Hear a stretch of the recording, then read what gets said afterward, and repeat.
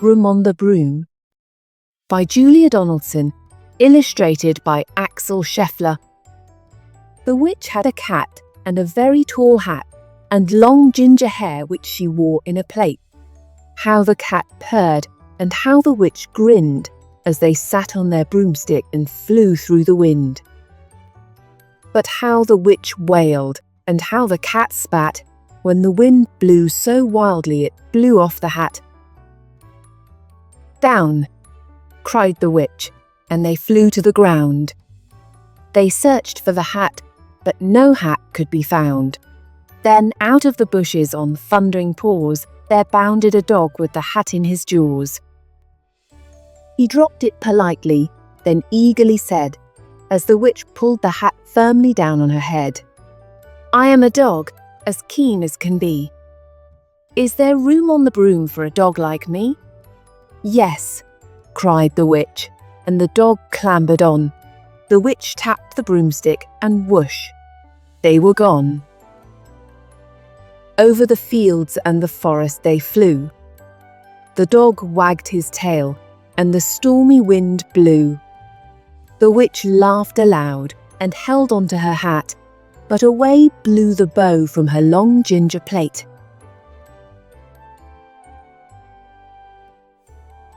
"Down!" cried the witch, and they flew to the ground.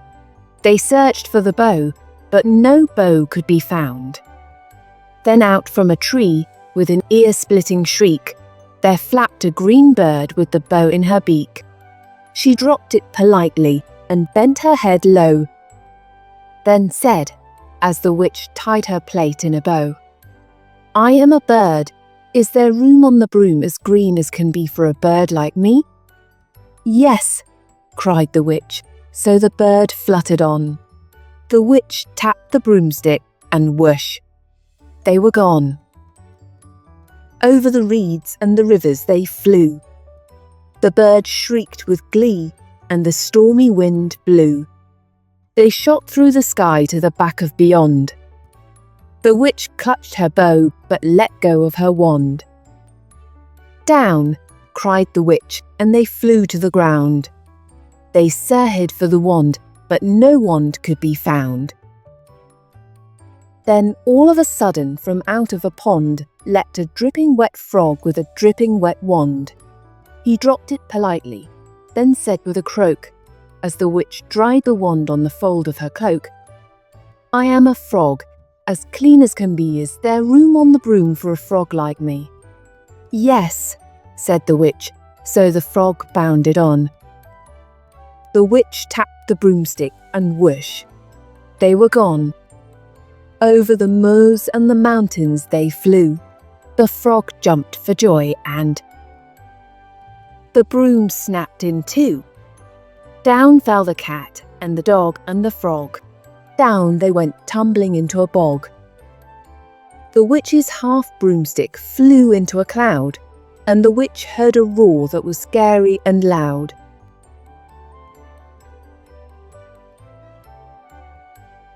"I am a dragon, as mean as can be, and I'm planning to have witch and chips for my tea."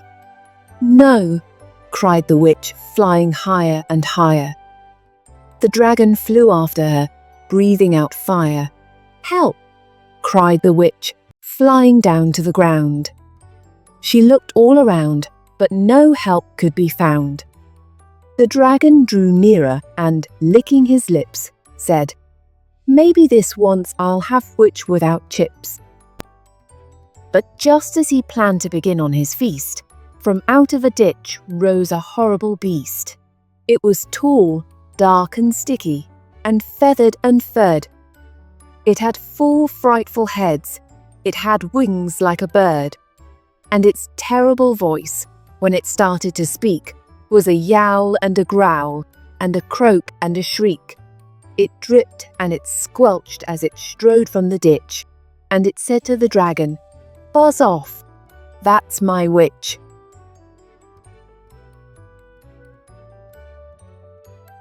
The dragon drew back and he started to shake. "I'm sorry," he spluttered. "I made a mistake. It's nice to have met you, but now I must fly." And he spread out his wings and was off through the sky. Then down flew the bird, and down jumped the frog. Down climbed the cat, and "Phew," said the dog, and "Thank you, oh, thank you," the grateful witch cried. "Without you, I'd be in that dragon's inside."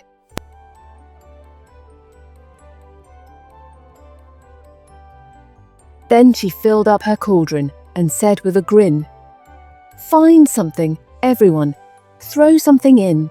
So the frog found a lily, the cat found a cone, the bird found a twig, and the dog found a bone.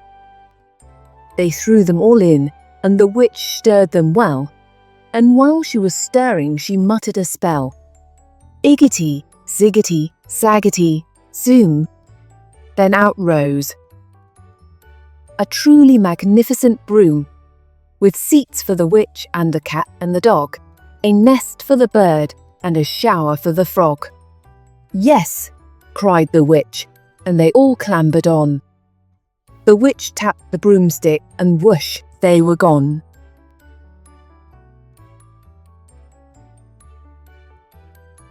The witch had a cat and a very tall hat, and long ginger hair which she wore in a plait. How the cat purred, and how the witch grinned, as they sat on their broomstick and flew through the wind. Julia Donaldson and Axel Scheffler have come up with another gem. We loved it. Independent. The end.